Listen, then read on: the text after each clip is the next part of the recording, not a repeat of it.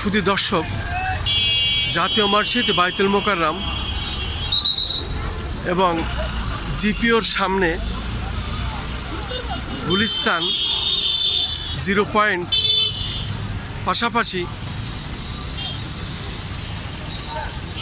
আমরা দেখতে পাচ্ছি স্টেডিয়াম এলাকা, এবং এই এলাকাটা মোটামুটি হকার উচ্ছেদ করা হয়েছিল, কিন্তু হকার উচ্ছেদ হয়েছে বেশ কিছুদিন ধরেই। তবে আমরা মাঝে মধ্যে দেখতে পাচ্ছি আবার দোকান ছাড়াই ফুটপাতে কিছু দোকান বসেছে।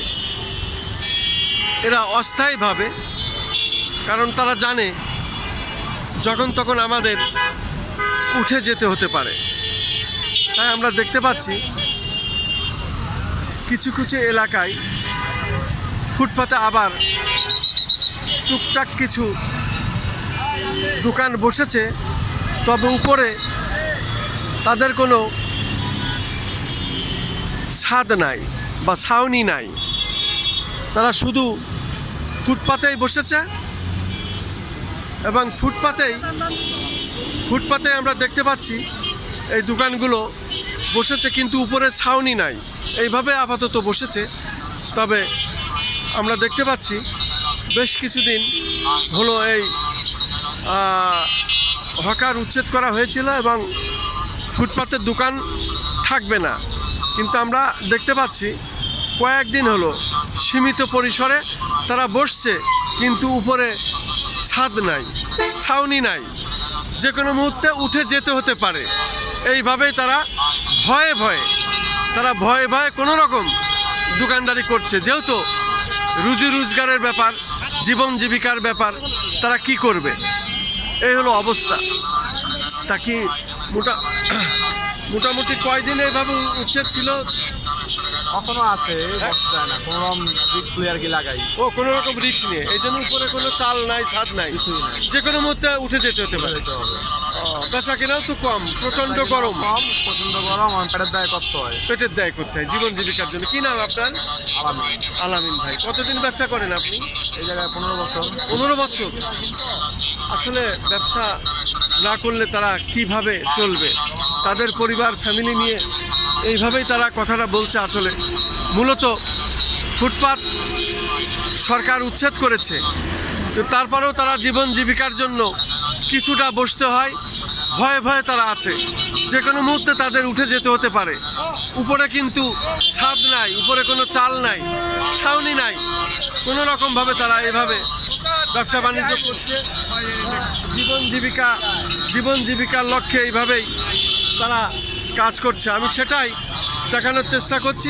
যদিও আজকে আমি গুলিস্তান এলাকা এবং 0 পয়েন্ট এলাকা এবং জাতীয় মসজিদ বাইতুল মোকাররম এলাকা এবং স্টেডিয়াম এলাকা, সেই এলাকার দৃশ্যটি আমি দেখাচ্ছি। মূলত ফুটপাত নাই বললেই চলে, কিছুটা বসেছে, উপরে ছাদ ছাড়া, চাল ছাড়া কোনো রকম তারা দোকান দিয়েছে, কিন্তু যে কোনো সময় তাদের উঠে যেতে হতে পারে, এই কথাই তারা জানালো এবং তারা এই কথাই বলছে।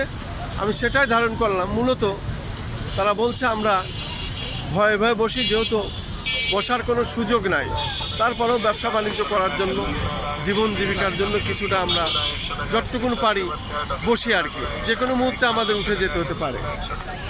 খালি 100 টাকা খেলনাগুলো, 100 টাকা খালি একদম 100 টাকা খেলনাগুলো, 100 টাকা খালি দামি খেলনাগুলো, 100 টাকা খালি সরকারি বাচ্চা লোকের খেলনা।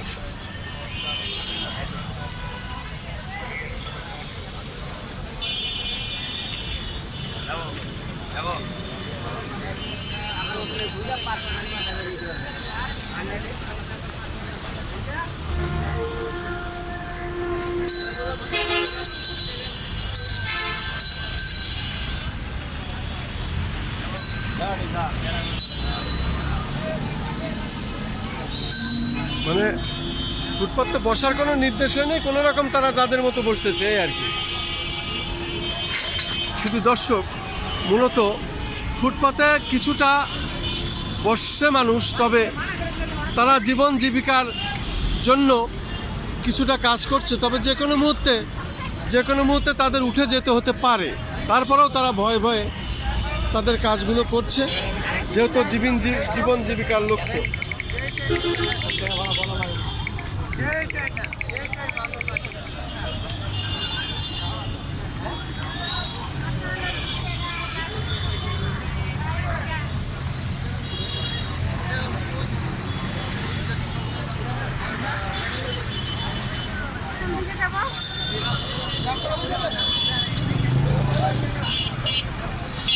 এই ছিল আজকে গুলিস্তান এলাকার চিত্র, সেটাই আমি ধারণ করলাম এবং সেটাই আমি দেখে যাচ্ছি। ফুটপাত আবার ধীরে ধীরে বসছে, সেটা আমি দেখানোর চেষ্টা করছি।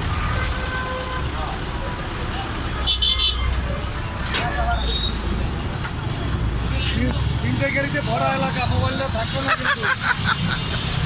কিন্তু ভয় নেই, আল্লাহ বলছে। জায়গায় সিন্ডিকেট